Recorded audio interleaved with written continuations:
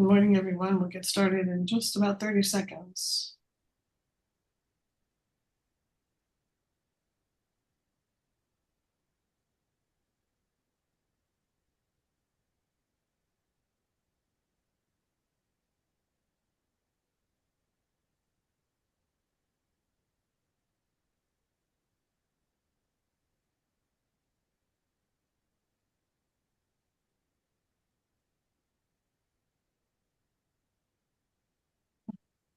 Entry is slowed down. Sandra, I'll turn it over to you to start us off.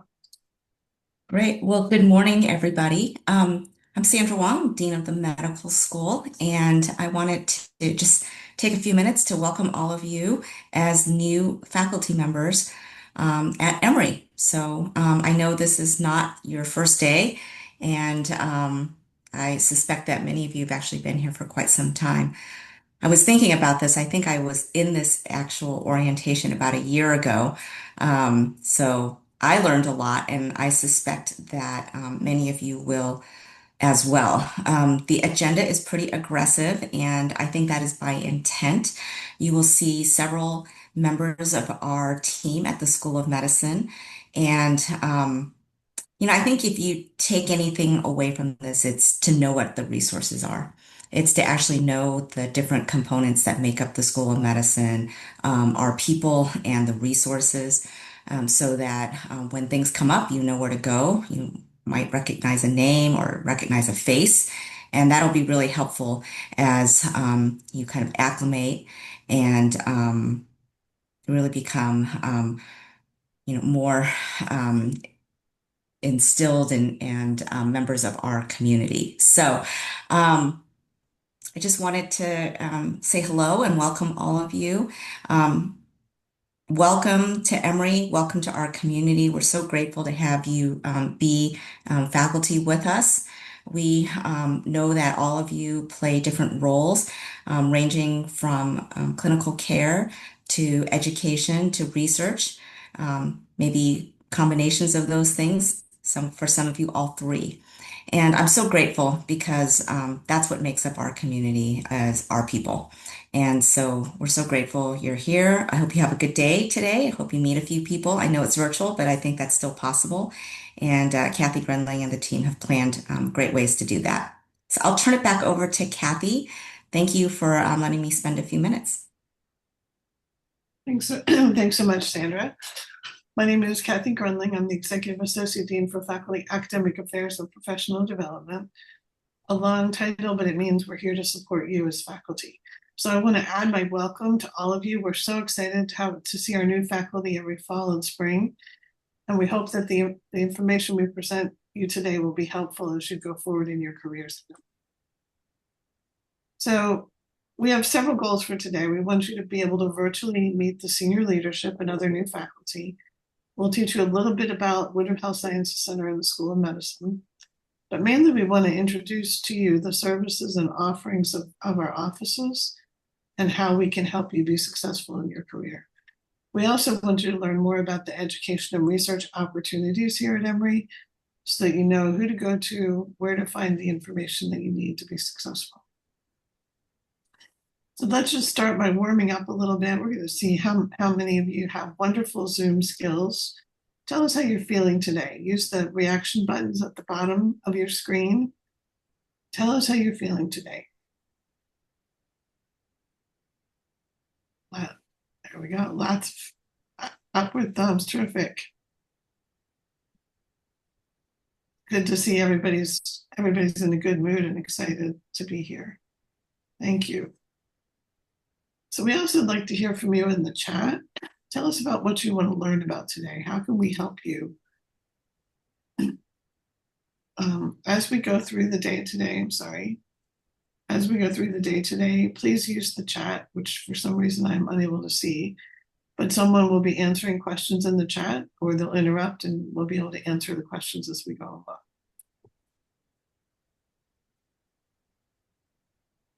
So our mission in the School of Medicine is to be a leading institution with the highest standards of education, research, and patient care. We recruit students who are dedicated to providing care to our patient population, We recruit innovators and leaders in biomedical science, public health, medical education, and clinical care. And we foster a culture that integrates leading edge basic translational and clinical research to further the ability to deliver quality healthcare, to predict illness, treat the sick, and promote the health of our patients and community. Not a surprise, but sometimes it's good just to say it out loud. This is the leadership, and you'll meet most of these folks today.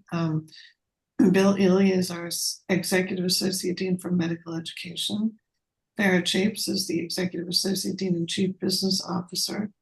And Ravi Vajani is the Executive Associate Dean for Emory at Grady.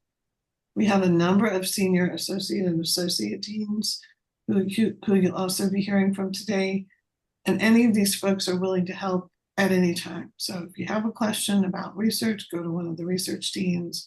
If you have a question about education, go to one of the education deans. So we're going to take a minute now for you to meet some other new faculty. We're going to do a quick breakout room just for about 5 minutes. We'll ask you to, we're going to put you in a breakout room with 4 to 5 other people. We'll ask you to share your name, where you're from, your department and your specialty, and what you're most looking forward to at Emory. The host should be the person who moved from the farthest away to Emory. So go ahead and we'll enter your breakout rooms and meet some people here at Emory. All right, we're going to open breakout rooms and everyone should be automatically moved.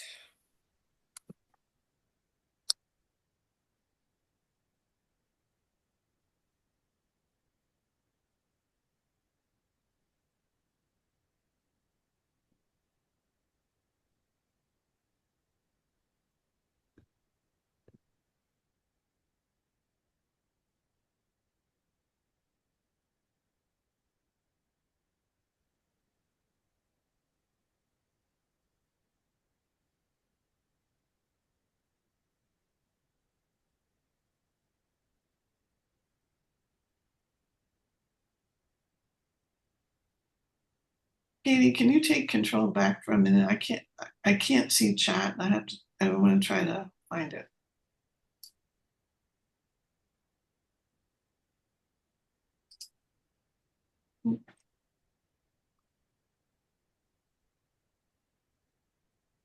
Huh.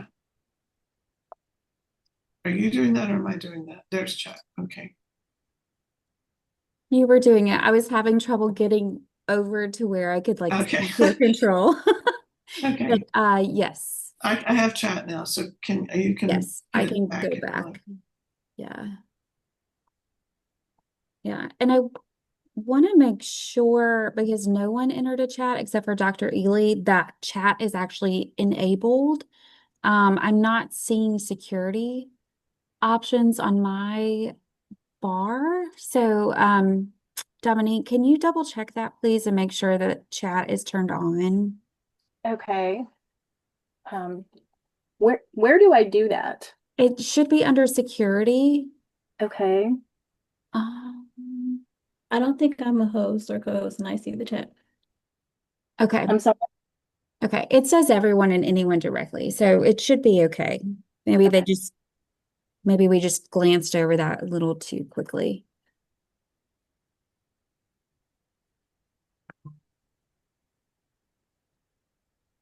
How many minutes do we allow for this? I forgot. We expanded it so we can give them up to like 8 minutes. To what time?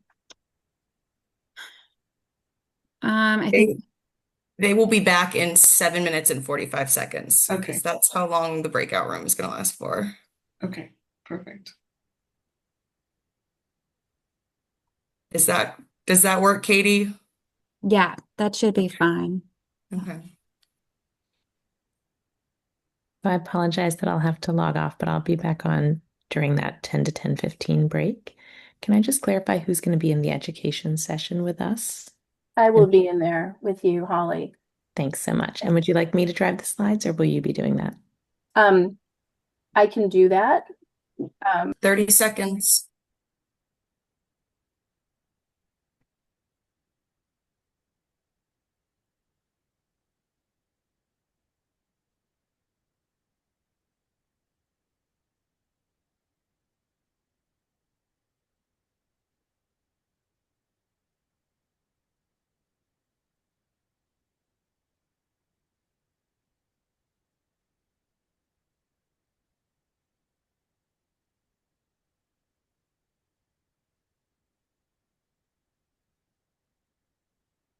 All right. All right, welcome back, everyone. I hope that you met someone who you clicked with and you realize that Emory is a really collegial and friendly place. So again, we want to welcome all of you. We had 456 new hires in the last year. By far, the majority of you are new assistant professors, and we have a few new associate and full professors as well as some instructors, associates, and senior associates. You can see what departments our new hires are from. It pretty much mirrors the size of those departments. So our School of Medicine, just to give you a quick overview of the structure of Emory, Woodruff Health Sciences sits over the School of Medicine, the School of Public Health, the School of Nursing, and Emory Healthcare. Also oversees the Primate Center, the Global Health Institute, the Windshield Cancer Institute. We also have affiliate health systems. So we work very closely with Grady, the VA, and Children's Healthcare of Atlanta through the Children's Pediatric Institute. And we have research partnerships with Georgia Tech, the CDC, the Atlanta VA again, and Children's Healthcare. So it's a complicated structure, but we're going to talk today about what we can offer you through the School of Medicine. So how many faculty members do you think there are in the School of Medicine? Put your guess in the chat.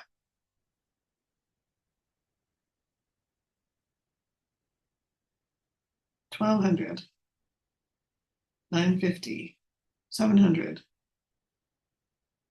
1,000.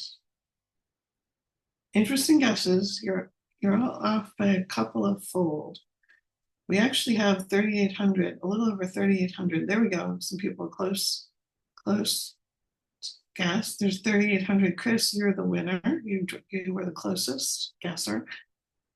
We have a little over 3,800 regular faculty members. About 60% of them are assistant professors, 20% associate, 15% full professors, and the rest are instructors, senior associate, and associate.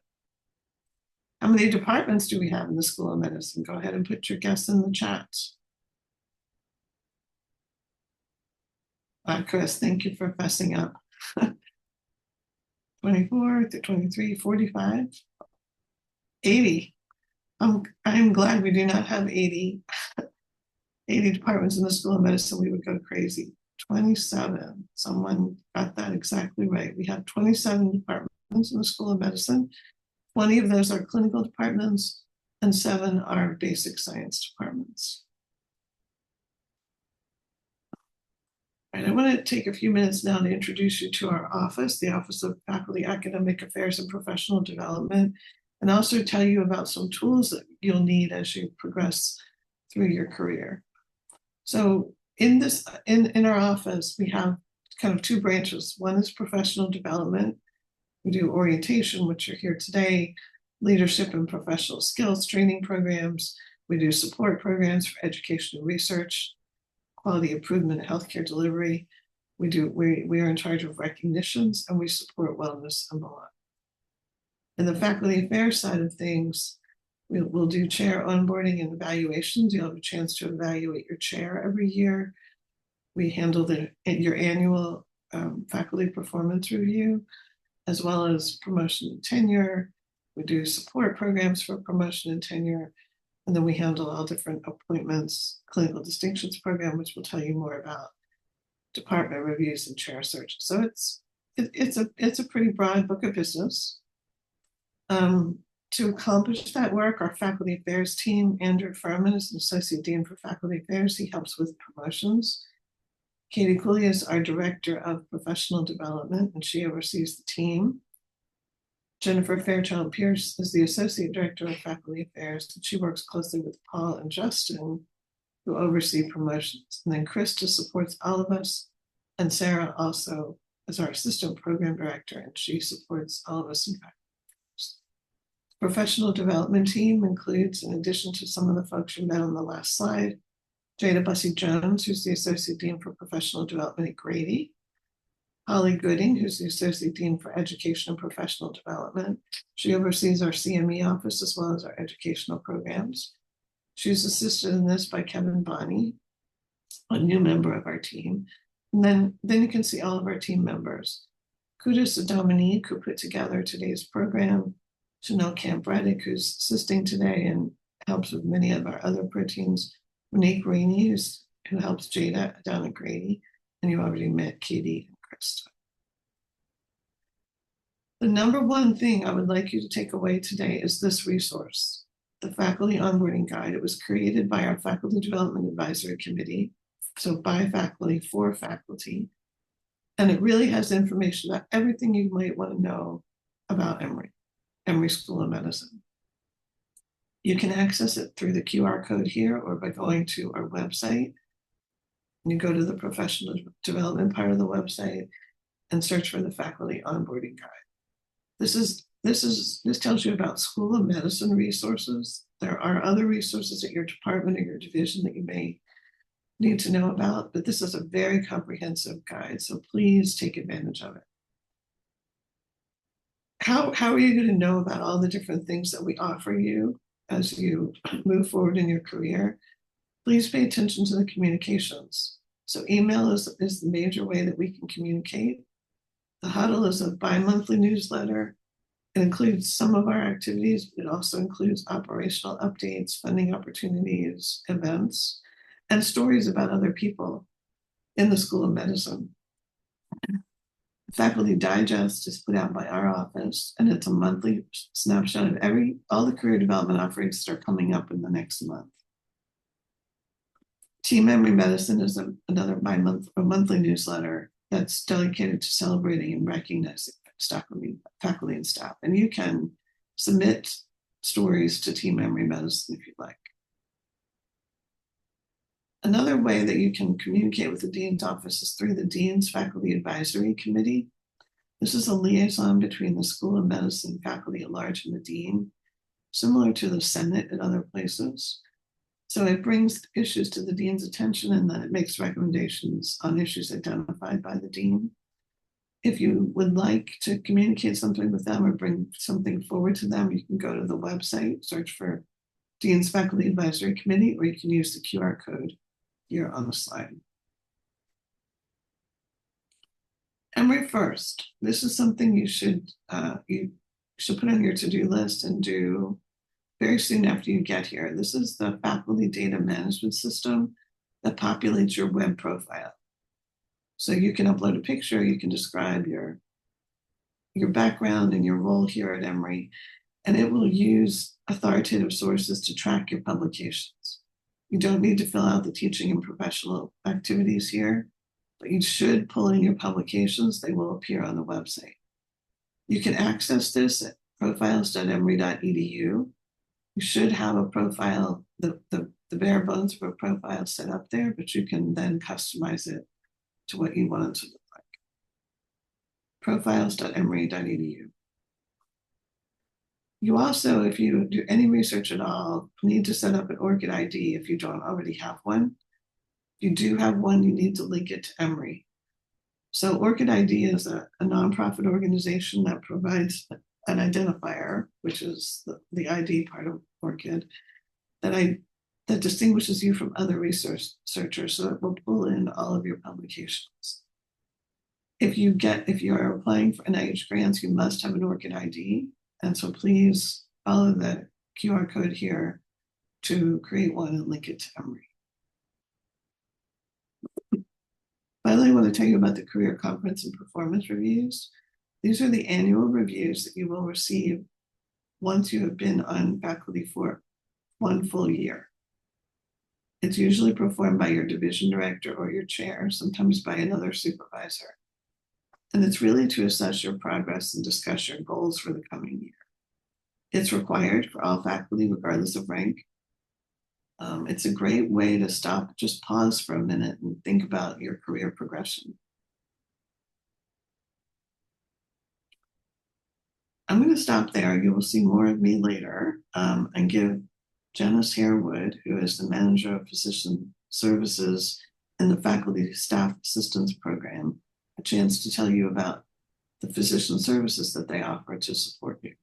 Janice? Thank you. Good morning and welcome to Emory, all of you who are new here. I'm Janice Harewood, licensed psychologist and the manager of physician services at Emory FSAP. The Faculty Staff Assistance Program, or FSAP, is here to provide a variety of free and confidential services for all of our Emory faculty and staff.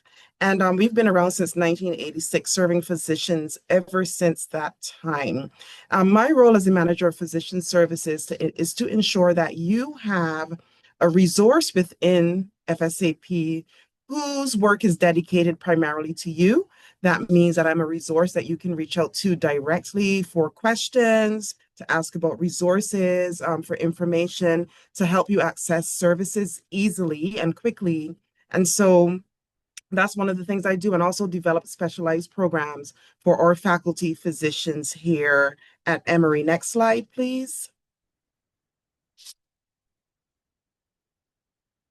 So just to highlight that, FSAP's mission is to promote the well-being of all of our faculty and staff by utilizing a variety of services targeting emotional, behavioral, and workplace health. We can't do one without the other, because if you as faculty, you're not doing well, personally, it's going to affect your work. And if you are not doing well at work, it's going to affect your personal lives. So we try to make sure we are addressing both. And for physician services, because your role is unique in the university, there are unique stressors and demands and challenges as you navigate your professional and personal lives, we want to offer something targeted for your needs. So that's why we have physician services as a carve out within our services at FSAP. Next slide, please. So how can we help you? I want to start by highlighting our services that enhance work productivity and performance. Coaching services are a really popular service that we offer to our faculty within the School of Medicine.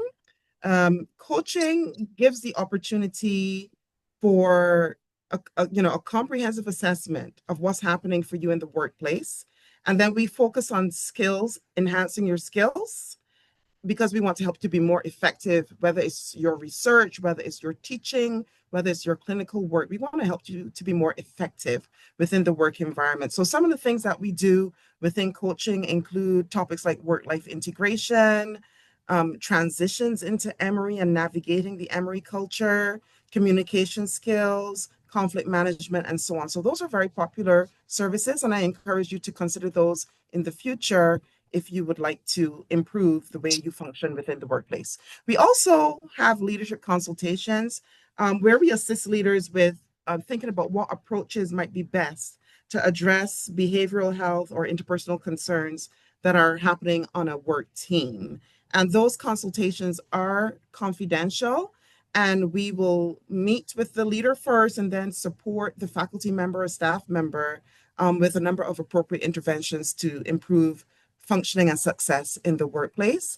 And we help the leader to think about how can you facilitate a referral to FSAP. We also offer team dynamic services where we look at the team as a whole, whether it's one person's impact, negative impact on the team, or if it's just something happening in the team as a whole. We provide executive coaching for people who are in leadership or on a leadership track, who want to improve their skills in leadership, because of course, that affects the well-being of the team. We offer mediation services. We do process groups to help teams talk together and figure out their communication. And of course, we connect teams to resources. Last I will mention here are critical incident debriefings. When there are unexpected crises or adverse events taking place within the workplace, we will come out to you, or we can do it virtually if you prefer, and we will provide team and individual support to help with coping with these events. Next slide, please. I want to talk quickly about our personal health and well-being services. These are free and confidential. We offer comprehensive mental health assessments, and based on those, if you're doing individual counseling or couples counseling, we will use those assessments to have a very targeted, goal-focused counseling session with you, and you can have up to 8 sessions per problem area. That means you can come back. It's not just one and done. You can come back to us if needed, but we also offer referrals. If a referral to a clinician in the Atlanta area is more appropriate for you, you can do consultations where you can just meet with us informally to ask questions. We support you in your parenting life as well, your family life, by offering parental consultations and coaching. And if you have a child from 11 and up who's on your benefits, they can utilize our services too. Here's the other nice thing. If you have a spouse who's on your benefits but not employed by Emory University, they can also utilize our services independent of you. We have 24/7 on-call services by dialing our phone number. I'm going to share that with you later. And we have urgent consultations. I want to emphasize that. If something is happening and you need services quickly, please don't just hang out there thinking, oh no, I'm not going to get in for a week or 2 weeks. We have clinicians available every hour of the day from 8 to 5 for urgent consultations. And we do have the 24/7 on-call services for crisis needs. We also assist the leaders with fitness for duty screenings for your employees and faculty and staff who might, if you suspect they're not able to work currently with reasonable skill and safety. Next slide, please. Next slide. Okay. And then the last thing I will highlight here, we have preventive services for you. I'm just going to highlight that if you can use these services, sometimes you head off a lot of difficulty. I'll highlight our anonymous online self-assessment, which you can reach by just Googling Emory online self-assessments, and you can assess yourself for things like anxiety, substance use, alcohol use, depression, trauma, and so on. And we also have a lot of events that you can just pop into for mindfulness education, grief support, and so on. Next slide. And I want to highlight, we do have a well-being check-in for new faculty. This is just a 30-minute opportunity to sit one-on-one with an FSAP clinician confidentially. And it's really useful as you transition into Emory. We'll ask you some questions about how you're doing in terms of your emotional health, but we'll also target in on how you are adjusting to your role here at Emory. We want you to take advantage of this well-being check-in as you're new here. Scan the QR code, and we will be happy to meet with you for your check-in. Next 2 slides. So skip the next slide and go to the final slide. So I just want to highlight here how you can reach us. Remember that our services are free and confidential, either telehealth or in person by request. Our traditional hours are 8 to 5 p.m., but we do have non-traditional hours available as early as 7 and sometimes going up to 9. If you do come to meet us in person, we are at 1762 Clifton Road, and I want you to put this number in your phone, 404-727-WELL or 9355. Our email address is there for you. I know you're going to get these slides, so please don't hesitate to reach out to us. And of course, if you are an Emory Healthcare employed provider, your EAP is BHS. Their information is also on this slide. So that's it from me. I think I have one more slide. That's how you reach us. You can scan that QR code. Just don't hesitate to reach out. I am here for you. The members of the FSAP team are here for you, ready to serve and support you and to support your success at Emory. So again, thank you for the time, and I look forward to meeting you in the near future. Take care. Bye-bye. Thank you, Janice. So next we have Nicole Tannenbaum, who is going to introduce you to our policies that are important for you to know about and to follow as you with your career. Nicole? Hi, everyone. Thanks for having me.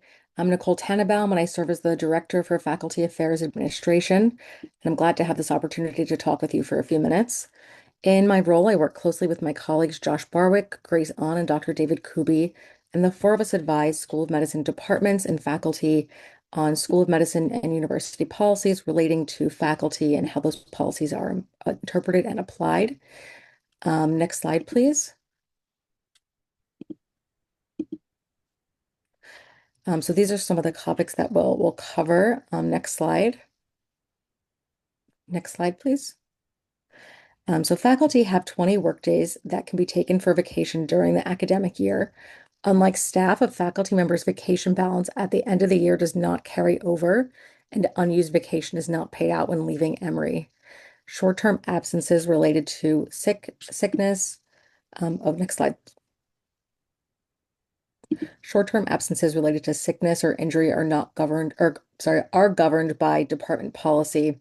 And when a faculty member is sick or injured and not able to work for a long period of time, faculty can request salary continuation and receive up to 6 months of full salary, and long-term disability may also apply in certain cases.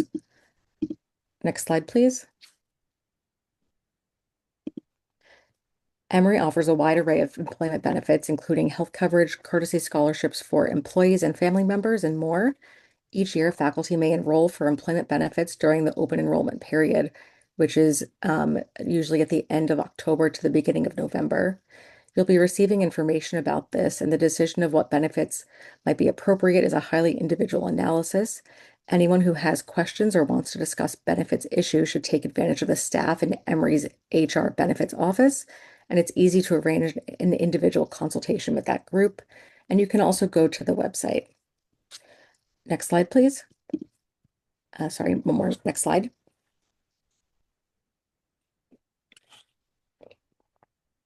The School of Medicine encourages appropriate relationships with the industry, and we know that these relationships can contribute to our missions. And by industry, I mean companies within the healthcare and research space, which mainly include drug and device companies and laboratories. And faculty are required to obtain advance approval prior to engaging in personal external activities, which you can do by submitting a request in Emory's new platform, Insight. We ask that you give 30 days before submitting an activity because sometimes there can be a lot of back and forth with the company to arrive at an agreeable contract.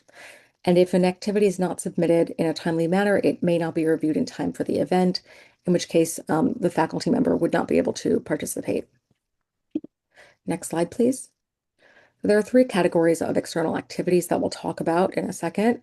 There are traditional academic activities for which prior approval is not required, activities that are generally permitted under the School of Medicine policy, but prior approval is required, and then activities that are not allowed. Next slide.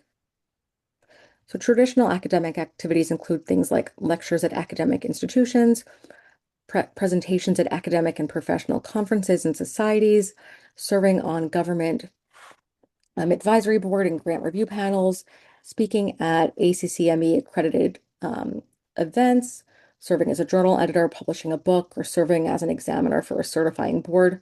All of these are considered traditional academic activities, and prior approval is not required. Next slide, please. So the activities on this page are those that are allowed under School of Medicine policy, but you need to obtain prior approval before doing so. These activities are really common. We review about 100 of them a month. So these include things like scientific and clinical industry consulting.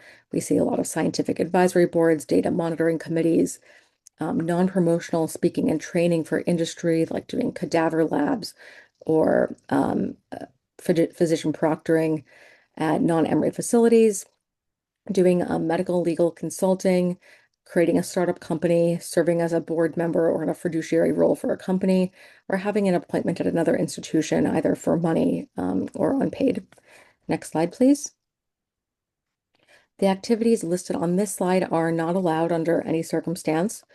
Faculty cannot give promotional advice regarding marketing or sales to industry.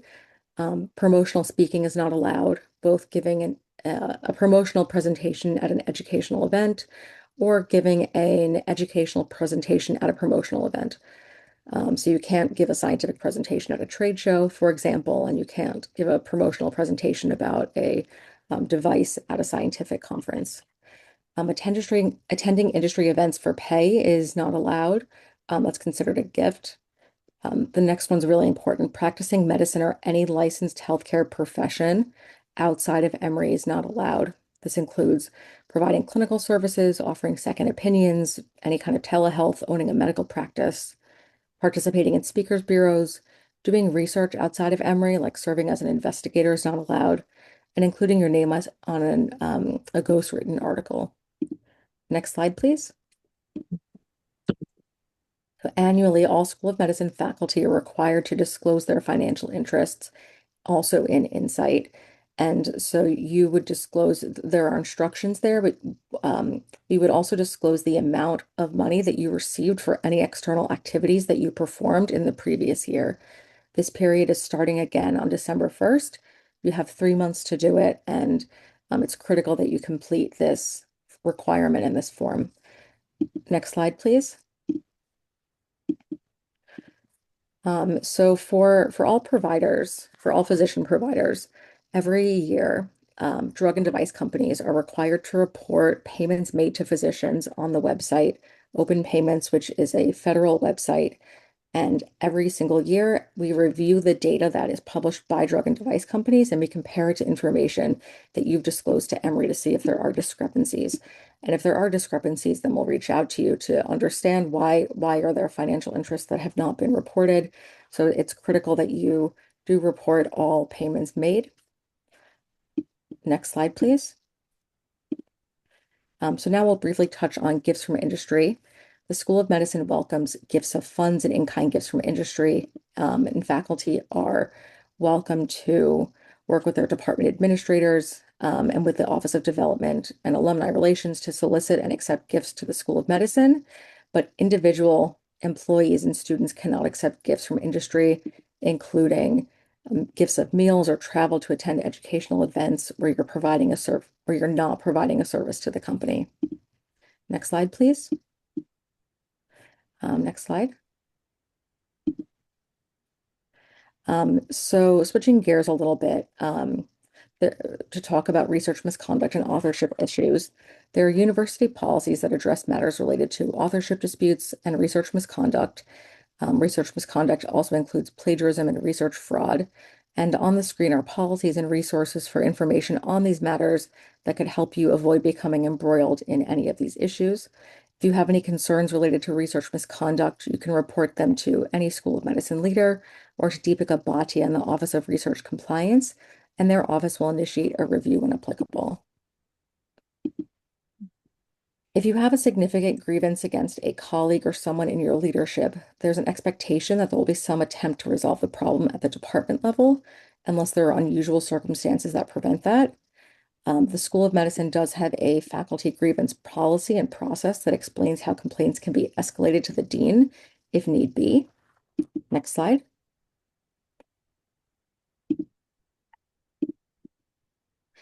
As members of the Emory community, it's our responsibility to report concerns if we see something being done in a manner that seems illegal, improper, or unethical, including sexual harassment issues. Confidential reports can be made to the Emory Trust Line, which is available 24/7 and is administered through an independent company. Concerns, of course, can also be reported to leadership, and retaliation for reporting concerns is strictly prohibited. Next slide. Is that the last slide we have, or is there one more? Okay, so I'll speak about the last topic without a slide.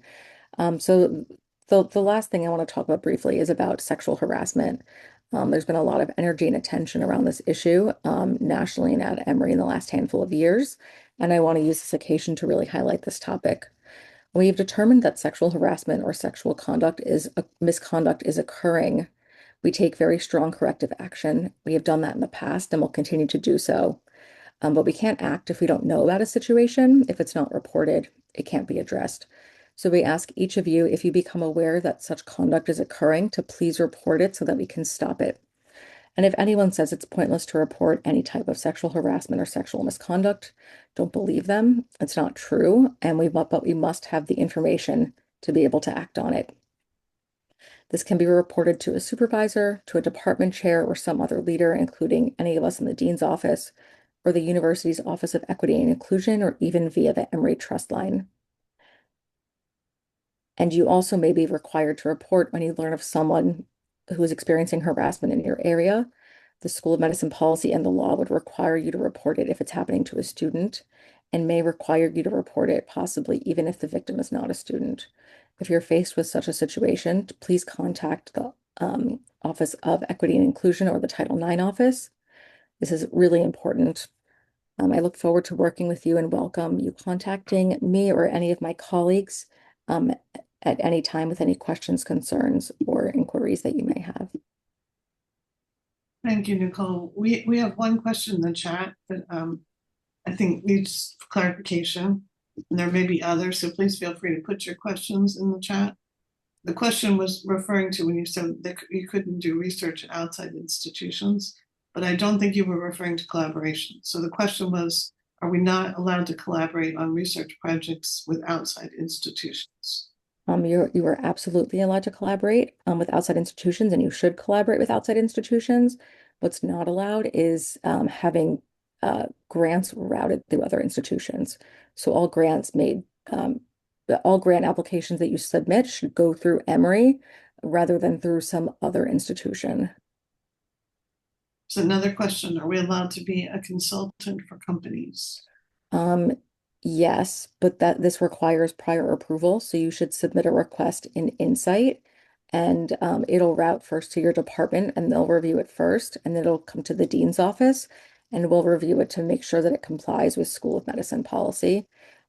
Usually for consulting with companies, there's a contract that we'll give you, and in most cases, we revise that contract to add IP language and to address other aspects of the contract to make sure that it's compliant with School of Medicine policy. Next one is, do unpaid adjunct positions at other institutions need to be reported? Yes, they do. You should also submit a request in Insight for unpaid adjunct positions. So just to be clear, we're not allowed to do locums. That's correct. That's correct. Locums is a practice of medicine. Is that Correct. right? Yeah, Correct. that's correct. That's not allowed. Next one, how about being a consultant for a federal grantee, specifically SAM, HSE's Opioid Response Network? I'm sure that would be approved for all external activities. You should submit a request in Insight so that we can evaluate each situation individually and have the details. So Nicole, would you say that if someone has an external activity, it's safer to report it if there's any question about whether they need approval? That's correct. Someone is asking, what if I've already served as a consultant for a university before I joined Emory? Are you saying that you consulted for another university, or you consulted for a company when you were at another university? Do you want to go ahead and unmute and ask your question? Sure. So I serve as consultant for another university. Yeah, you should just submit it in Insight, and I can put that link in the chat. Okay, thank you. I believe Dominique's been putting lots of links in the chat for all the things you've talked about. Insight is already there. Okay, great. All right. Any last questions before we go on?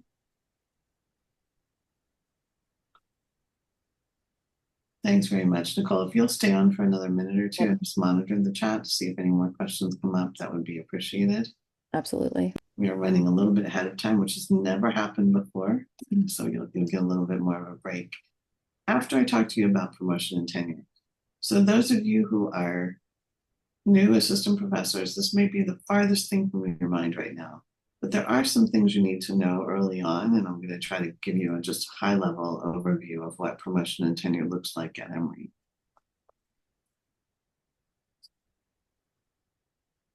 So the first thing you need to do at some point fairly early in your career is read the guidelines for appointment and promotion and tenure.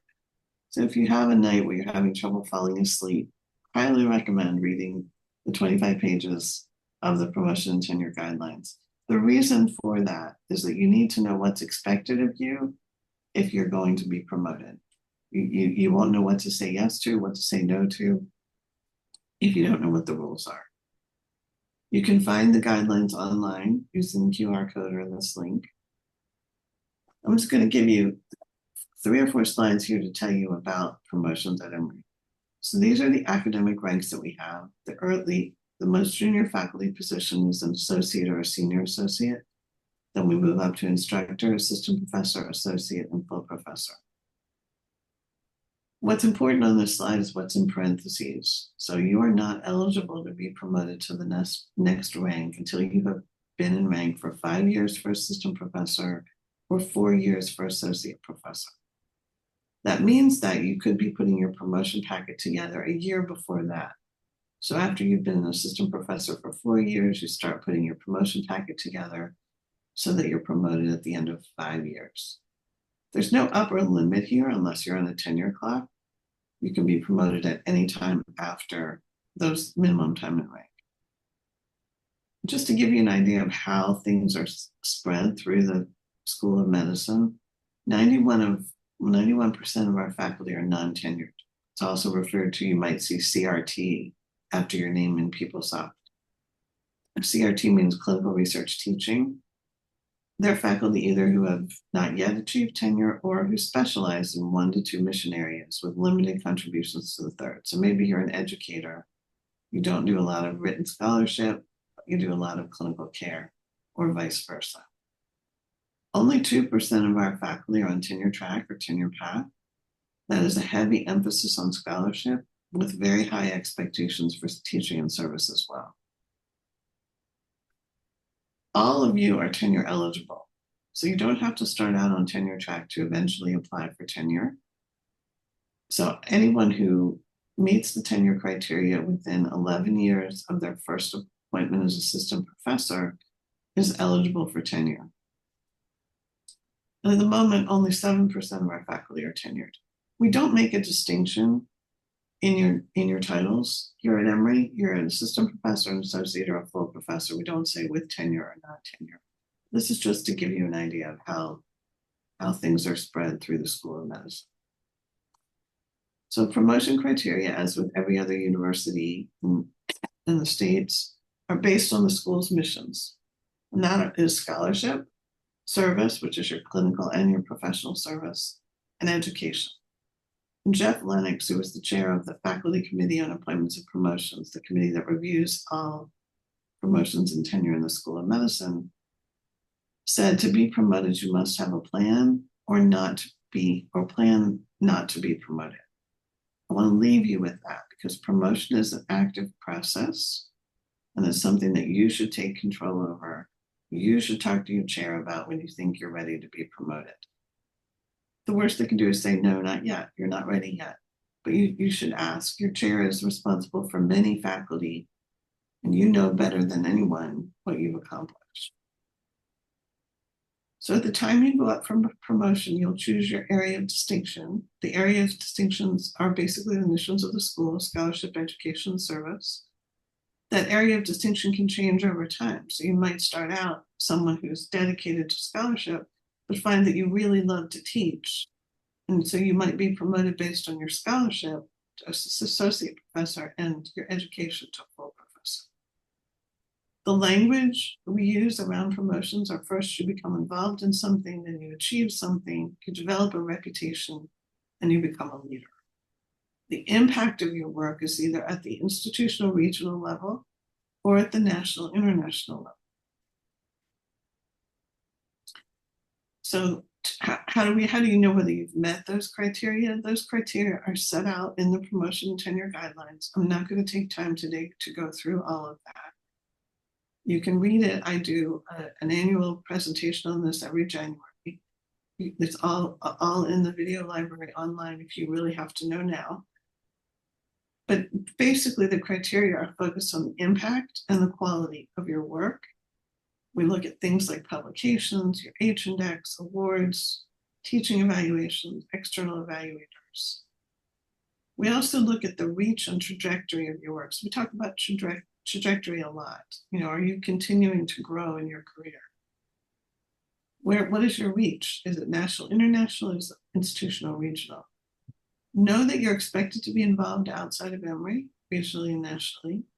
Make sure that you're familiar with the requirements to reach each benchmark and stay involved. Again, trajectory is important, so don't rest on your laurels. How are we going to know when you're promoted? There's a whole packet that you put together that we have templates for everything. So first thing is to download those templates when you're ready to go up for promotion, CV, teaching portfolio, and service portfolio. Right now, the action step you should take right now is to download the template for the CV and put your CV in the School of Medicine format. You'll be asked for your CV at your annual reviews and for other things over the years, and it's much easier to put your CV in the template now and add things as you go than to try to remember 5 years from now, what was that talk I gave? How many hours did I spend with students? Put your CV in the School of Medicine format, put it on your desktop, and continuously update it. Keep records of teaching evaluations or any awards or citations that you have.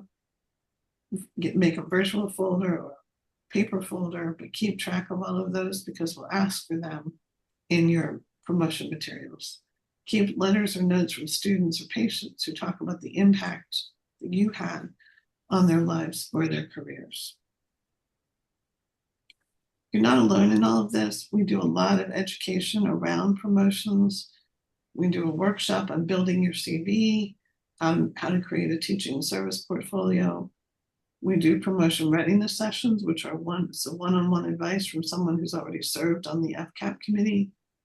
We do packet classes when you're ready to put your packet together for promotion. I do an annual presentation for the promotion process every year. And then when you have your career conference performance review with your chair, talk about your progress towards promotion. Get some advice from your mentor or your chair about whether you're on track for promotion. Right now, you should become familiar with the promotion guidelines on the website.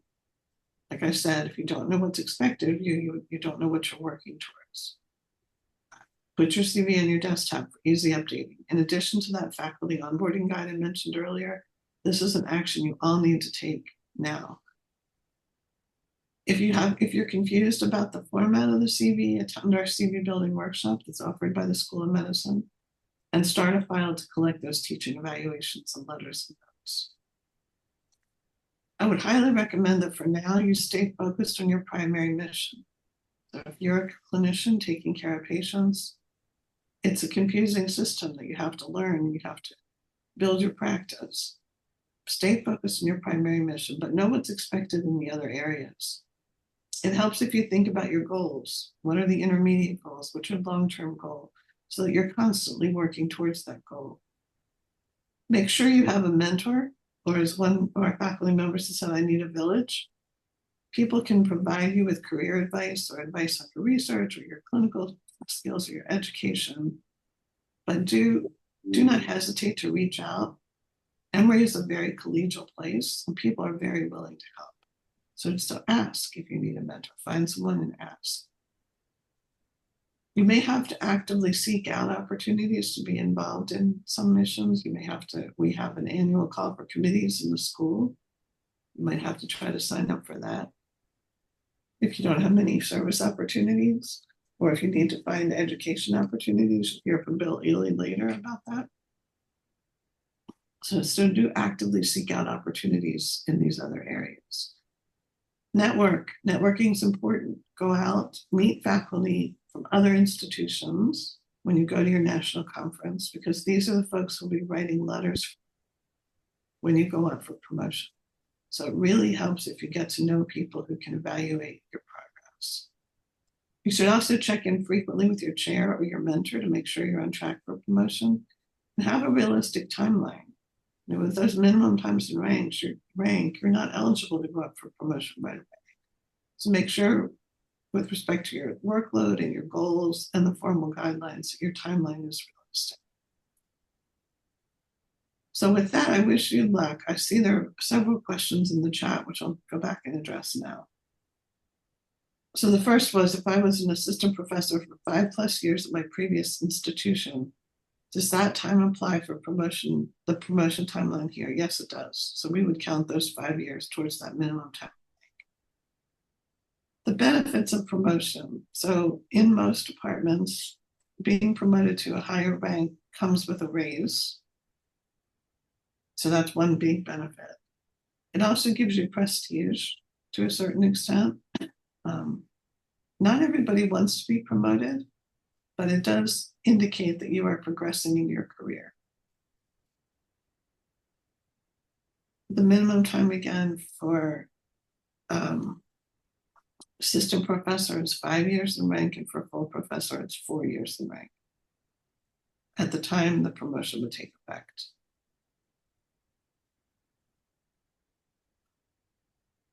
Does anyone have any other questions before we take a quick bio break?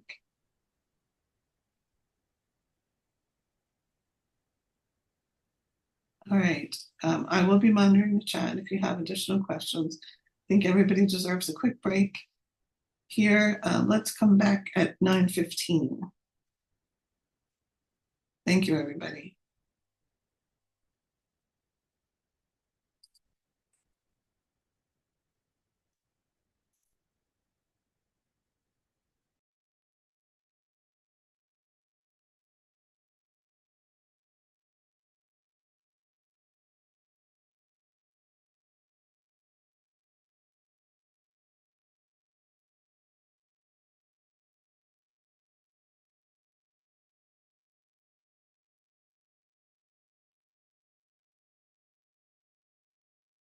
All right, well, welcome back, everyone.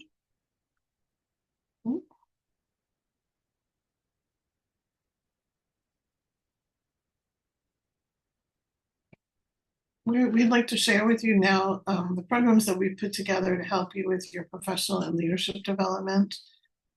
You can see the team here. Today I'm going to be presenting with Andrew Furman, who's the Associate Dean for Faculty Affairs. Let's do a quick check-in. We've had a break. We've given you a lot of information already. Tell us how you're feeling right now. Are you feeling good, ready to dive back in? Are you still processing? Are you excited for what's next, or you need a nap? All right, lots of happy people. That's what we'd like to see.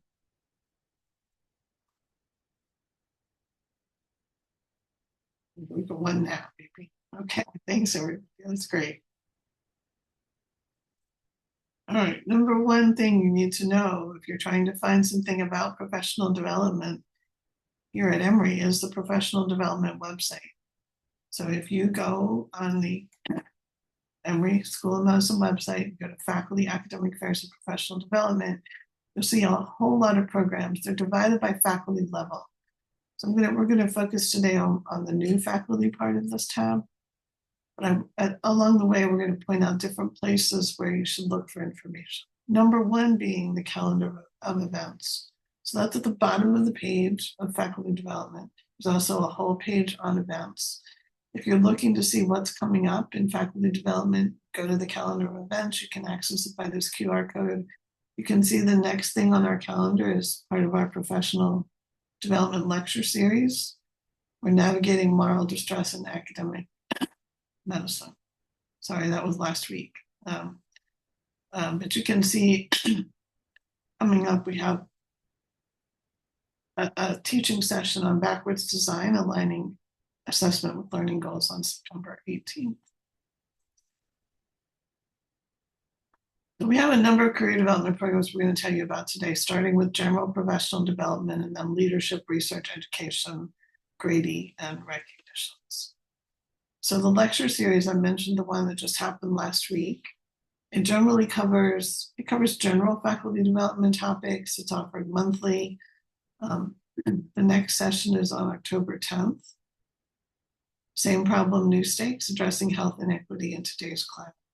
If you miss a section, we videotape everything, and we have a video database that has lots and lots of professional development opportunities you can access at your convenience. We really highly value mentoring in the School of Medicine. Most School of Medicine departments have their own mentoring programs. We have a new one we started last year called Compass, which is a mid-career mentoring program that pairs our faculty with one-on-one mentor and a knowledge network or learning community to support career growth. You can find the signups for all of these on the website. We also have a new leadership series this year. It focuses on the soft skills for all levels of leaders. You may be leading your research team or your clinical team. You may have a formal leadership role, but all of these skills are important for leaders at all levels. Our next section is on giving constructive feedback to colleagues and direct reports, and that'll be on October 22nd. We have a series of career development courses, starting with the transition to first faculty, the junior faculty development course, as well as advancing success through coaching, equity, networking, and development, which is our ASCEND program. Moving to mid-career, we have EM Pro Lead, which is like a mini MBA, and Pathways to Academic Leadership, which is focused on academic leadership skills. There's a new clinical leaders course, and then there's the Woodruff Leadership Academy when you get farther up in your transition to first faculty position is led by Holly Gooding.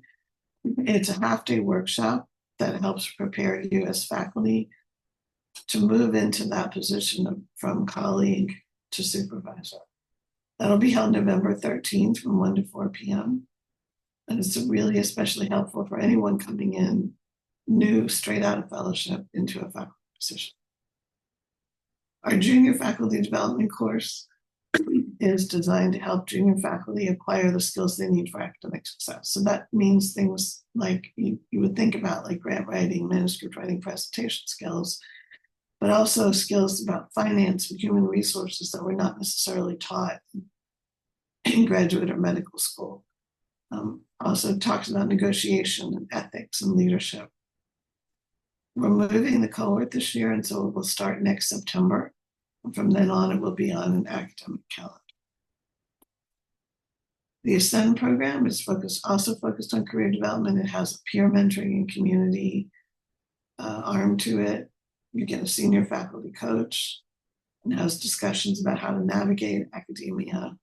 And that cohort is currently ongoing, but will convene again in fall of 2027.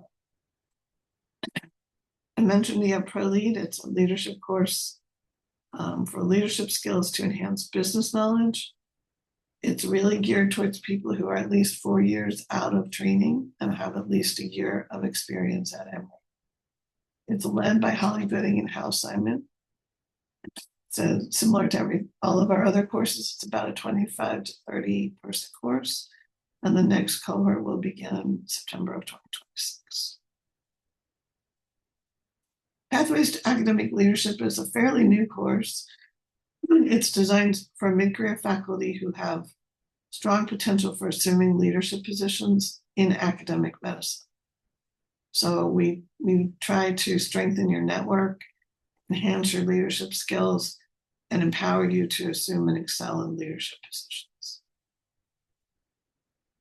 Research support programs, we have several. Our signature program is the Researcher Survival Skills Series, designed to give you skills you need to succeed. The next one is a grant writing workshop on pilot grants. We also have a clinical research mentoring course down at Grady.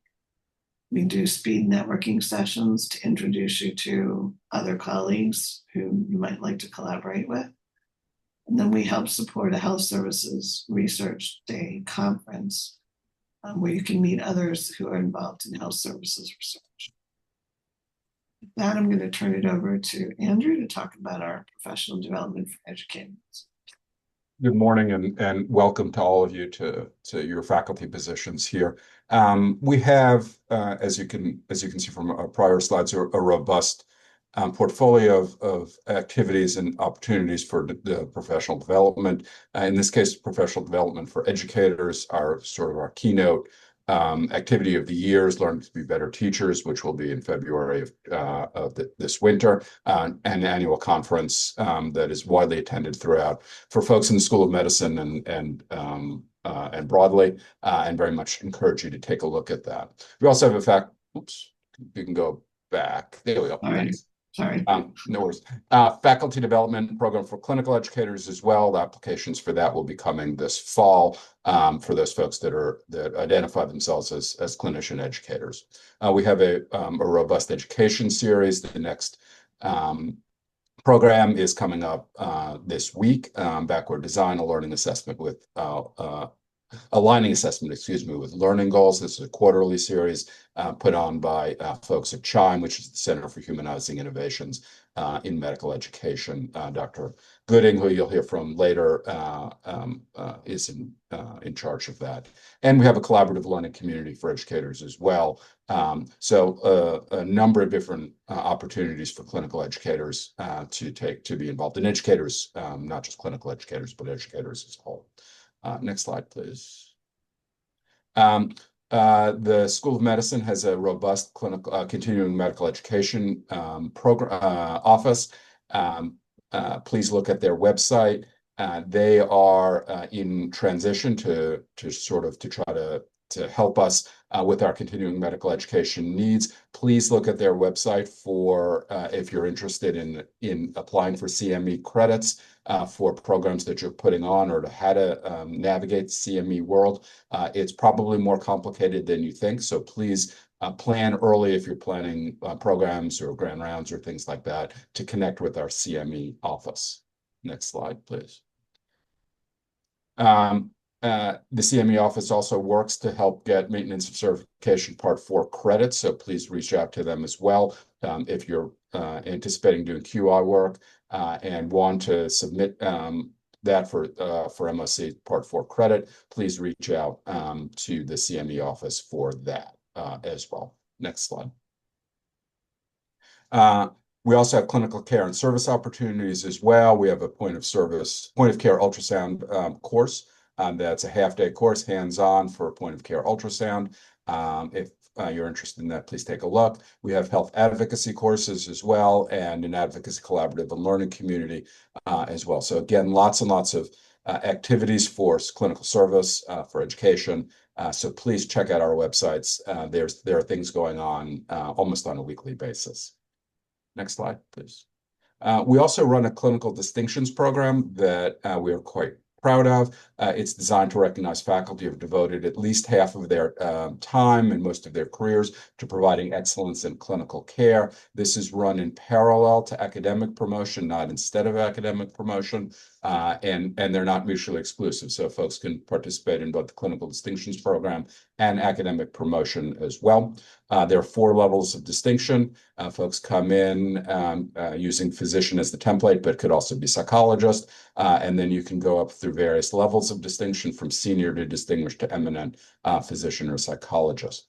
We look at 4 areas of service that we're particularly interested in: patient care, innovation, citizenship, and administration. There's a process of applying for the clinical distinctions program. It initially it's again somewhat analogous to academic promotions, goes first through your department and your departmental administration and committee, and then to the School of Medicine and their committee to be awarded the clinical distinction. It's very popular. We have roughly about 160 people, faculty per year, who participate and then go through the various steps. And please, if you're interested in that, check out the site for that. Next slide. We try very hard to recognize our outstanding faculty, and we have many, many, many outstanding faculty. Our annual celebration of faculty eminence is typically in October. That's coming up soon. And there's a whole week of recognitions where we recognize and promote our faculty who've done really quite extraordinary things. Things that are, just as an example of things that are publicized and that our faculty do. There's the Dean's Distinguished Faculty Lecture and Award, which is an annual, very prestigious lecture and award. There's the Dean's Eminent Investigators Group, the Millipub and 1% Clubs for our scholarly folks and researchers, the Evangeline Papageorge Distinguished Teaching Award, which is the School of Medicine's highest teaching award. There are the Dean's Teaching Awards, which are also quite prestigious. There are Emory Grady Faculty Awards that specifically look at our faculty who are predominantly at the Grady campus. And there are other peer nominating awards at School of Medicine, Mentoring, Distinguished Service, Research Excellence and Innovation Awards. We have Doctors Day in March, where our faculty are highlighted, Educator Appreciation Day in May, and Researcher Appreciation Day in September. So next slide, please. The Grady campus has their own professional development group. The folks at Grady are obviously participate in the school-wide professional development, but because of the unique aspects of Grady, we also have professional development at Grady. Dr. Jada Bussey-Jones is in charge of that. And the goals, as you can see, are to support, develop faculty, and build community. All sorts of community building activities. Please check that out if you're a predominantly Grady-based faculty member. There are lots and lots of activities specifically designed for Grady-based faculty. Next slide, please. The Center for Development for Faculty Development and Excellence is a university-wide office. Wes Longhofer is the new director there. They're designed to support faculty in the areas of teaching, research, and professional development. They have funding opportunities for all sorts of different interesting activities, academic learning communities, teaching, learning, and pedagogy workshops, author development, university courses, public scholarship roundtables, teaching consults. Again, this is a university-wide office. They are really a terrific resource for us in the School of Medicine. From my personal experience in working with them over the years in different activities, it's an incredibly good way to meet other faculty who are not in the School of Medicine. There are all sorts of very, very interested and talented folks on this campus. Who are potential collaborators and friends. So please reach out to the CFDE for their various activities and to meet interesting people across the campus. Next slide. And then I guess questions. All right. Oops. We have a few minutes for questions before we start the education. What did you not hear that you expected to hear in the last whirlwind presentation of all the things that we do in professional development?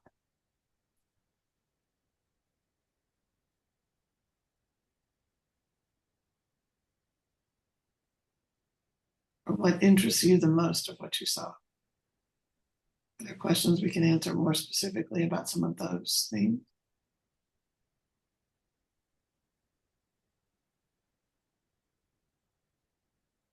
We're running just a little bit ahead. We're looking for Bill Ely, who's the next speaker. So give us just a minute while he comes. So based on what you've heard this morning, any questions that you have or anything that we can help you with? I will tell you that I came here from Boston probably almost 38 years ago. And at the time, I was really impressed with how collaborative Emory is. Talking to new faculty throughout the years, it's still true. Emory is a very collaborative place. People are willing to help whatever you need. So please feel free to reach out. And there is a question about, we talked about the benefits of promotion earlier. How hard are those minimum times? Any considerations to go up to 3 or 4 years, or is it a hard cutoff? So remember when I talked about promotions, I told you it's 5 years for associate professor and 4 years for a full professor. It's a pretty hard cutoff. We do occasionally make exceptions, but it has to be for a good reason. Not because you've met the criteria earlier, but for some other reason, like you have a competing offer, for example. So question about a limitation on promotion for part-time faculty. There's no limitation. Once you meet the criteria, you can go forward. The same rules apply. 5 years in rank, doesn't matter whether it's full-time or part-time. To go back to the benefits of promotion, as I mentioned before, most departments will give you a raise when you change ranks, when you move from assistant to associate or associate to full. Holding the next highest rank is prestigious in your professional society. If you're a researcher, it will open up opportunities to serve on peer review committees and things like that. It's really a personal decision along with that of your chair. So some chairs are very anxious to see people progress through the ranks. Others leave it more up to you, whether promotion is important to you or not. We have people who have been at Emory for many years who are still assistant professors and are happy to be there, and that's what they want for their career. We have others who move forward in promotion as soon as the minimum time in rank is met. So it's a conversation you should have with your chair and your mentor. Can I add something to that, Kathy, as well? Sure. How you feel now about promotion might be different than how you feel 15 or 20 years down the road about promotion. So it's not unusual for folks to start saying, I don't need the external validation of promotion. I'm here to take care of patients or do research or to teach. And that's where I get my satisfaction for myself, and feel very genuine about that. And then sometime down the road, begin to see that one's peers and colleagues who are getting promoted and their views of external validation might change over time. So anticipate that how you are now might be slightly different than how you are down the road. So keep that in mind as well. Yes, thank you, Andrew. And thank you, Katie, for pointing out that there are some university committees that require either a tenured faculty member or a certain rank to participate. So that's another reason to consider. So Bill is here. Bill, we're running a little bit ahead of time, if you can believe it. So we're gonna turn it over to you now. Thank you. Thanks, Kathy. Nice to be with you all. And welcome to Emory. My name is Bill Ely. I'm the Executive Associate Dean for Medical Education, and just want to briefly introduce you to the school historically as a school, and then talk about the ways you might become involved and at least a few points of contact for you. Next slide, please. So just a little bit of history. In 1854, Atlanta Medical College was founded in downtown Atlanta. We count that as the precursor of the university. That could be debated, but we count it. Grady Memorial Hospital was built in 1892 by the Atlanta Medical College, which, by the way, went in several different names. At one point split into 2 hospitals. In 1910, a man named Flexner came to town, and Emory completely failed the Flexner review of medical schools in the United States. As you may know, there were many, many proprietary schools, which Emory's precursor school was one, and they were really miserable, money-making machines with little teaching and a degree at the end. In 1915, Emory benefited from a breakup between Vanderbilt and the Methodist Church. Vanderbilt dissolved their association with the Methodist Church, and the Methodist bishop here, who was also one of the Coca-Cola founders, raised his hand and asked if Emory could become the university for the Methodist Church in this, for the east of the Mississippi. And so the Methodist Church said yes, and Emory, Emory moved or built a campus here. There had been a college in from Oxford College, which is about 25 miles east of here, but they built the university here. And if you see these buildings at the School of Medicine, they're 1916, 17 Italian Renaissance building for the School of Medicine. Please come by and take a look wherever you work. And I know you're going to be dispersed all over Atlanta and beyond. Next slide, please. This is just to give you an idea of the medical education programs in the School of Medicine. The undergraduate medical education, we have the MD plus or minus several degrees, Doctor of Physical Therapy, Master of Medical Science, and as a physician assistant, anesthesiology assistant, or genetic counseling. We have a Bachelor's of Medical Science and Medical Imaging, and we have a medical imaging certificate program located at Emory Decatur Hospital. There's also, I'll mention later, the Graduate Division of Biological and Biomedical Sciences. Those of you who are going to be into basic research especially will probably be a part of that and one of their divisions. They provide both the PhD and the Master's of Science in Clinical Research degree. I just want to remind you, the Master's of Science in Clinical Research is a fantastic degree for residents, faculty, or students. It's a paid year to get you a Master's of Science in Clinical Research. Fantastic program associated with our clinical research efforts.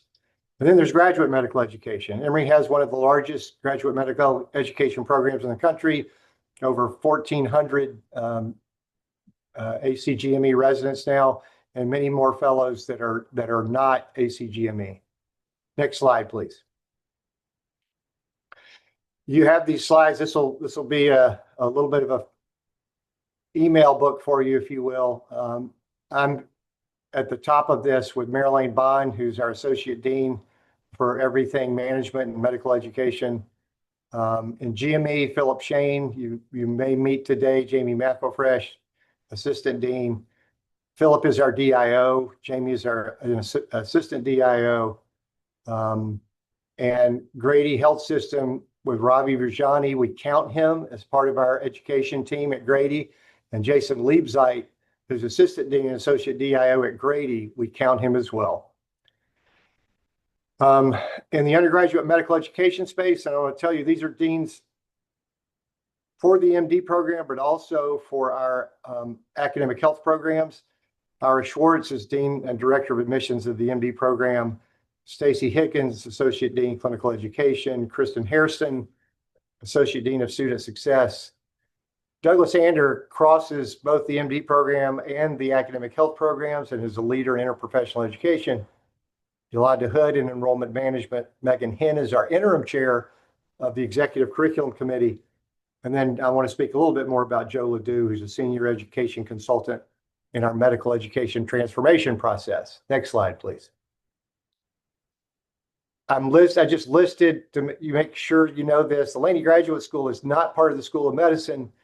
It is a school within the university that contains our Graduate Division of Biological and Biomedical Sciences. We do have an MD PhD program, so many of the MD students work in the GDBBS, but they also can go to the School of Public Health or do sociology or anthropology, which are departments in the colleges. So there are other PhD students who may come your way. Many of them will be in the MD PhD program, and many of them will not, and will be part of these programs. Next slide, please.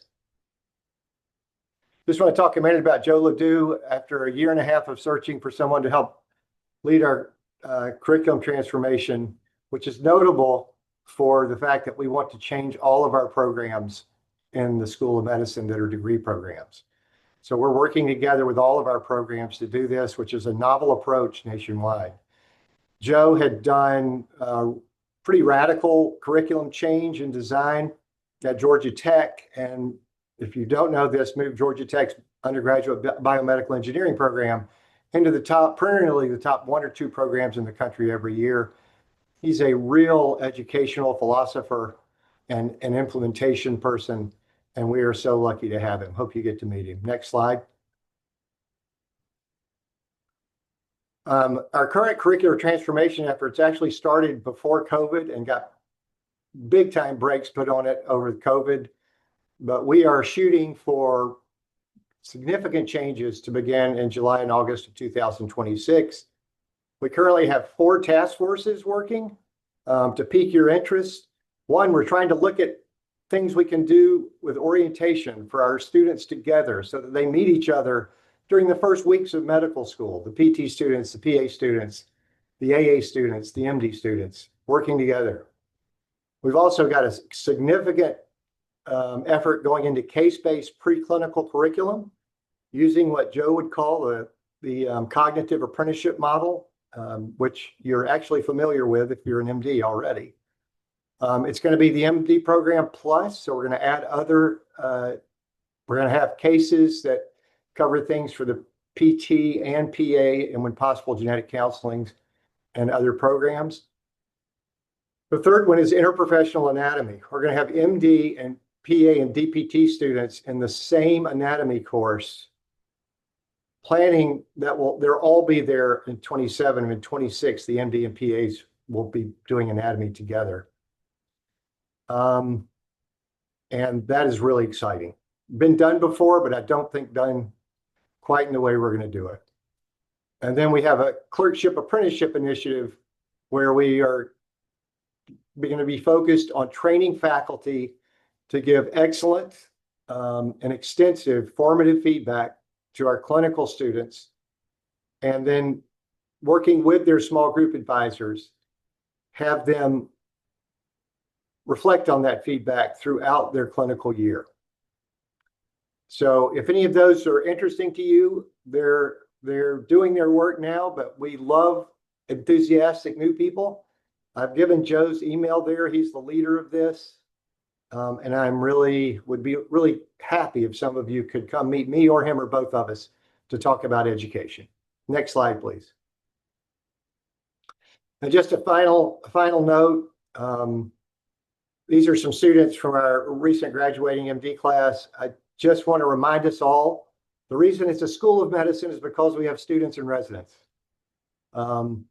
So we have a long, long history of excellent education in the School of Medicine, and we welcome you to the cadre of individuals who are leading that and going to the bedside with students and teaching. So thank you very much. It is a pleasure to be with you all. And again, welcome to your new home in Atlanta at Emory. So much, Bill. Any questions for Bill? Go ahead and put them in the chat. And Bill, if you don't mind monitoring the chat for a few minutes to see if Not at all. about education. We'll have a deeper dive into education opportunities in the breakout rooms in just a little bit. So we're going to move on now to research opportunities in the School of Medicine, presented by Adam Marcus, who's our Senior Associate Dean for Research, and a bunch of other titles. Hey everyone, thanks for being here and welcome to Emory. I appreciate you taking the time. I think there's a bunch of information in these slides. I'll really try to point out what I think is the most important information. I'm happy to share all these sorts of things so you have it. And just one thing I would say is just network and meet people, give seminars, build your network here. As much as you can. I'm happy to field any email. Please reach out. If any of you would like to meet or whatever, please reach out as well. Happy to chat on some of these things. So just going to the next slide, please. All right, so I oversee the Research Dean's office. So my official title is Senior Associate Dean for Research on the left there. And importantly, there's a group of us, and I really utilize this group of research deans for not just information and awareness, but also decision making. We meet every few weeks. We try to span the entire research spectrum. So I won't go through everybody's name here, but essentially there's probably names you may recognize, some department chairs.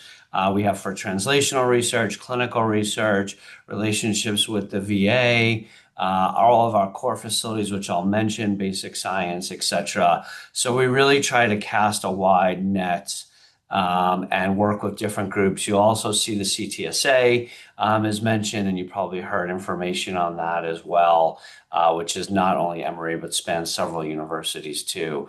So this is a good group of people that I feel like are great people to reach out to, in addition to myself, for input and advice. I think we've all been here for a very long time and could provide guidance on some of these things. Next slide, please. So then on the administration side, and I would say myself, and at the top there you see Farah Chapes, we work closely as a dyad. So Farah is the Chief Business Officer for the School of Medicine. Many of the decisions we make together, and that's been important for, I think, the school and just how research advances within the school. You could see some of her team below that. There's probably names that you will run into. One of them is Lisa Carlson. She is the Senior Executive Administrator for Research, so handles a lot of the pre and post-award administration, as well as a lot of administration through the medical school. It's a great group of people. They're all very quick to respond over email and very quick to help. And I think that, again, I'm just trying to emphasize, reach out, ask questions. We want to make sure that people feel, equipped to move their research forward in all areas within the school. Next slide, please. So what is it exactly we do? I mean, I gave you a little bit of sort of highlights on this. Really, one is to develop research and research strategy. I'm going to get into that. And then a little bit on the administrative side, I'll get into that as well. So this is kind of a little bit of an outline for the next few slides. Next one, please.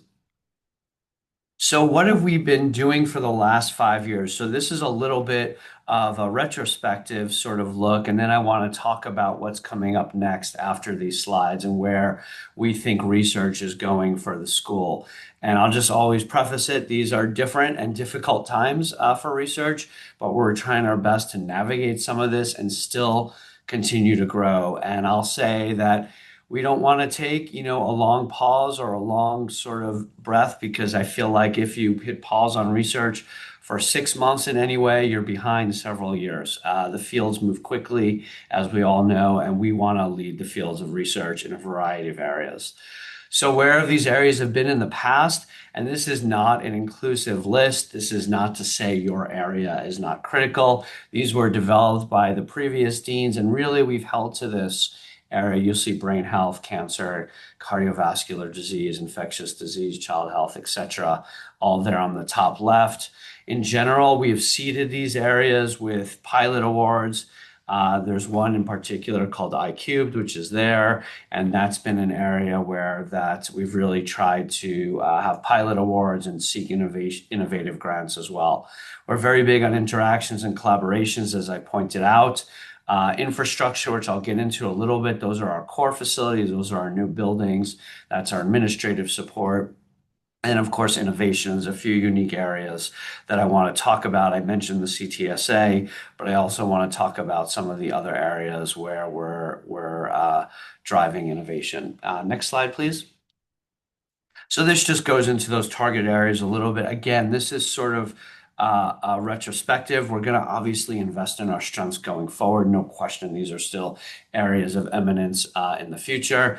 We're trying to shape this a little bit differently going forward, and you'll see a lot of the areas that Emory is well known for. And again, this isn't all inclusive as well. Next slide, please.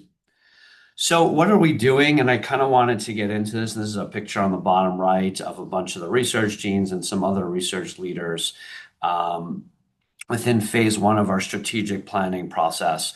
So the dean, Senja Wang, has tasked me with leading a research strategic plan for the School of Medicine. We just had this first meeting, I'd say about a month ago, maybe actually 2 months ago. We're leading phase 2 of this, where we're really trying to have engagement across the entire school. So coming up next week is a meeting with all the vice chairs of research, as well as other research leaders within the departments.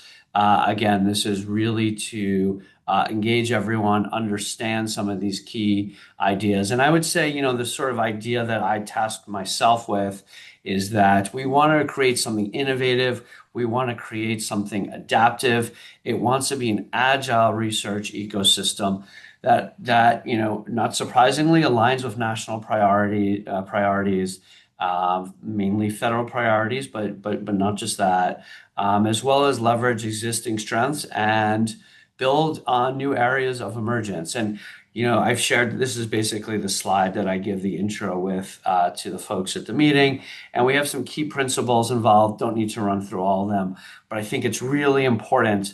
I think one of the things we do best here is collaboration and teamwork.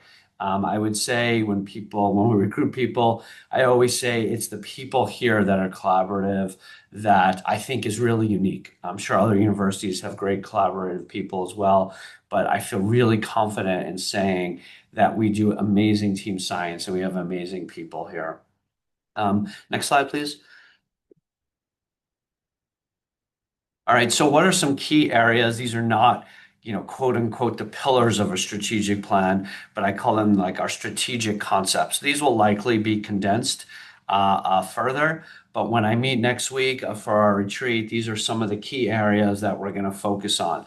One, School of Medicine is a research destination. That's obvious. We want to be, and in some ways we are one of the top research universities in the country. I think we have, again, the people to do this.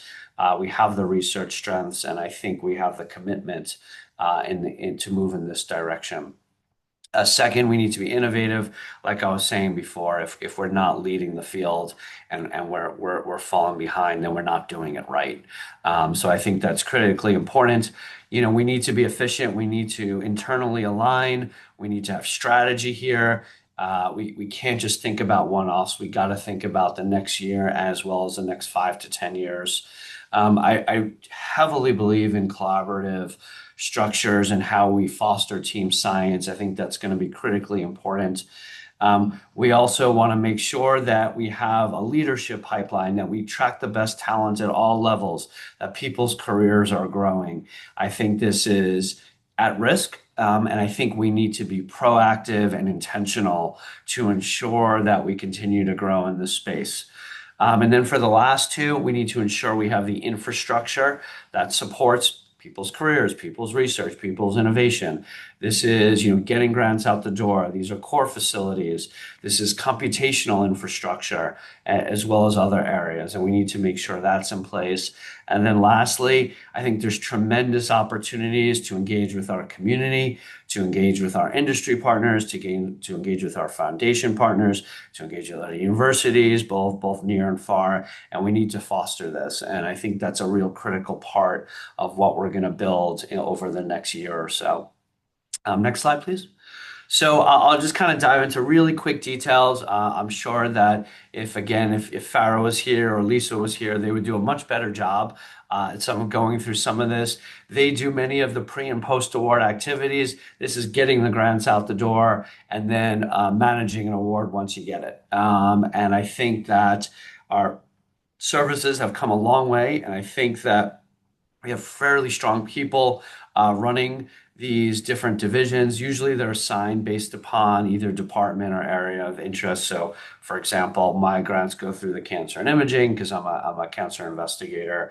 And how we manage all this, there's new software that came out called Insight. You may or may not have gotten training on this. This just launched a few weeks ago. And Colleen Kraft, as well as others, have been leading this. And I think that has really stepped up our game in the ability to monitor how our awards go out the door, to monitor sort of our post awards, to deal with IRB, to deal with conflict of interest. All of this has a bit more transparency and a more sort of modern infrastructure. Next slide, please. And this just says that there's a lot of sort of things that are going on behind the scenes. What I just talked about is sort of at the top of that iceberg, but there's a lot of offices that make this happen. Most of these offices here, 2, 3, and 4, all live within the Vice President of Research, so it's very centralized, so central ORA. And Deb Bruner serves as the Senior Vice President of Research, and Robert Noble serves as the Vice President of Research Administration. I think both would be very happy to answer many of the questions around tech transfer, for example, grants and contracts, et cetera, OCR. Next slide. So just a little bit of the numbers, and I just received it yesterday, the most updated numbers. And it looks like we're going to hit slightly over $1 billion again, despite all the headwinds that we've had. We hit $1 billion, I think, now for about 3 years in a row in terms of funding. You can see how on the left some of this breaks down. Again, this is last year's numbers, but it's fairly similar going forward. I imagine foundation funding, more proposals are going to go out the door to foundations. Probably more proposals are going to go out the door to federal funding. And I imagine we'll start seeing slightly more foundation funding coming in, despite it probably also getting more competitive. Next slide, please. I think this just breaks it down a little bit into proposals, awards, and then expenditures as well. Again, I think we're on track in most of these, maybe up 1% or 2 or below 1% or 2 across the School of Medicine. And just to kind of chime in on NIH, I think a lot of us are waiting to see where we are with the continuing resolution. So September 30th, the current appropriations bill ends, and I know the Congress is trying to determine whether or not on September 30th, will there be a continuing resolution, which would basically keep in place the current NIH budget, or will there be a new NIH budget, as well as obviously other things as well. And I think word on the street is suggesting that it'll be a continuing resolution, but it's still not clear yet. And obviously things could change at any moment. Next slide, please. We could skip this just for the sake of time. I see we only got a couple of minutes left. So this just has rankings of our departments. Many of our departments are in the top 10, top 20 across, and these are always obviously changing based upon funding. And you can see some of our departments are in the top 5 as well. Next slide. So just a couple things that you'll see emails about. One of them is a Millipub Club that we have. If your paper gets over 1,000 citations, you'll get a message to all faculty about this in the school. And there's a recognition ceremony as well as grants that score in the top 1% as well. And you can see some of the numbers on this. Next slide. I also just wanted to call attention to myself as well as the research deans developed what we call the P4 program.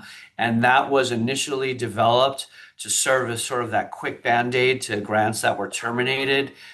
We essentially devised this to fund investigators who didn't have other funding for their lab and their grants was terminated. So that was called our fast track. We're very close to getting approval for what we call a Catalyst Award. So in that case, it's part of this program, but your grant doesn't necessarily have to be terminated. Rather, you're pivoting to a new direction that would be more aligned with NIH priorities. So I imagine in the next month or so, that grant will be released where people can apply if they want to pivot their research in a different direction that better aligns with funding priorities. And again, that doesn't have to necessarily mean a grant was terminated. Next slide, please. I also want to mention, so our collaborations with Grady, Dr. Kelly is one of our research deans, and she provides a representative to all these meetings for Grady. Dr. Kelly has really spearheaded a variety of research initiatives at Grady, and we're always looking for partnerships in that space as well. Next slide, please. I'll wrap up quickly. Just a little bit more on some of our other opportunities.